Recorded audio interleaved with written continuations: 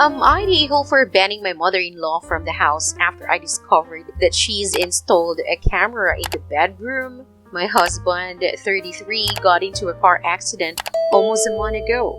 He's been bedridden due to a back injury, and I've been his primary caregiver. The pressure has been too much from my mother-in-law. She keeps telling me to take care of him and be there for him constantly. She begged me to take time off work, and I did.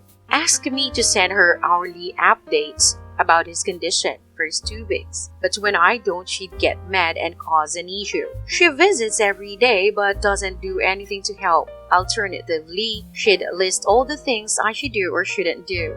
The family keeps telling me she's just worried sick for her son, so I try to stay calm. Days ago, she called to berate me about not replacing the sheets quickly. I had no idea how she found out since my husband didn't call her. My sister-in-law called me to tell me that her mom installed a camera in the bedroom to see if I was taking proper care of her son. I was stunned. After searching the room, I found a camera. I called my mother-in-law and had a huge fight with her. She admitted it and said she was just feeling concerned and wanted to make sure her son was being cared for, despite him calling her every day. I yelled at her, telling her that she's no longer allowed into my home after this. She lost it and went on a rant about how I'm stopping her from seeing her son and that not seeing him will literally make her sick herself. The family called me later to get me to back out of this decision, but I told them she breached my privacy and took advantage of the situation. They said I'm taking it too personally, then that I can't blame a concerned mother for wanting to make sure her son's fine, especially since she listed things she thought I was doing wrong. I ended the conversation, but my husband is upset, telling me I'm being vindictive and that if his mom can't come, then he'll move there with her. We argued, then I went outside and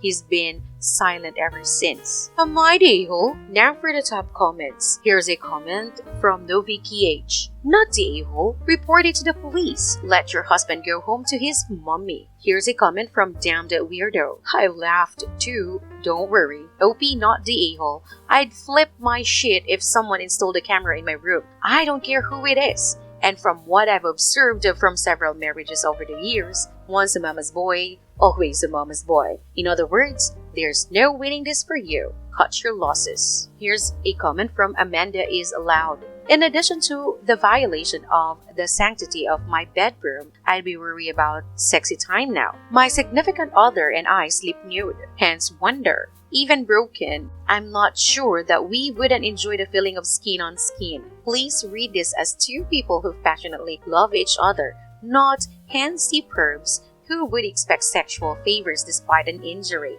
Here's a comment from Jejund. This was my first thought. I had an extremely severe back injury over the summer that nearly led to my death. It was absolutely brutal, even though sex was obviously not happening. The idea of anybody being able to watch those intimate moments between my girlfriend and I literally made me dry heave just now because of how utterly repulsive it is. OP is not the a-hole and I haven't read through the comments yet, so it's probably been said. But also, your husband knew about this, dude. He can't leave the bedroom if he's bedbound. He watched his mama-wife bug the bedroom he shares with you and did nothing about it. I would personally be filing for divorce literally today. Next story. Am I the a-hole for dropping my sister's kids off at a daycare and making her pay for it? I am 19, female, and my sister is 25.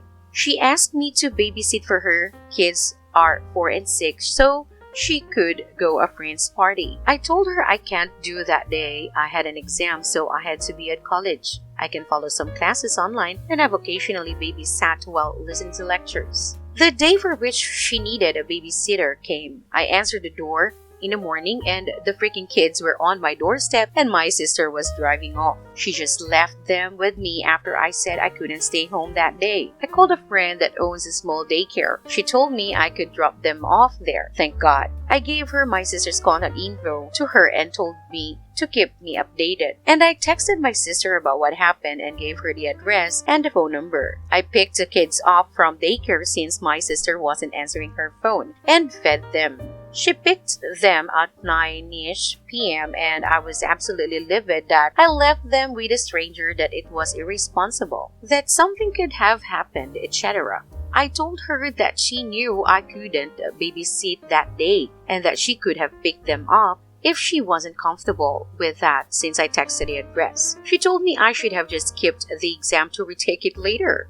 I thought this was a reasonable thing to do. When someone leaves kids on your doorstep without warning and you can't take care of them, but my parents are on her side. My mom told me my sister already has so much on her plate and that I should help out when I can. I guess babysitting at least one day a week for free isn't good enough. Am I the a-hole? Edit. She and her friends went to an escape room or something. It wasn't a regular party. My parents weren't home that day to babysit. And you can retake exams here, but it's a hassle, and it means that if I fail, I can't retake it, just to clear some things up. I'm sorry if this post seemed obvious.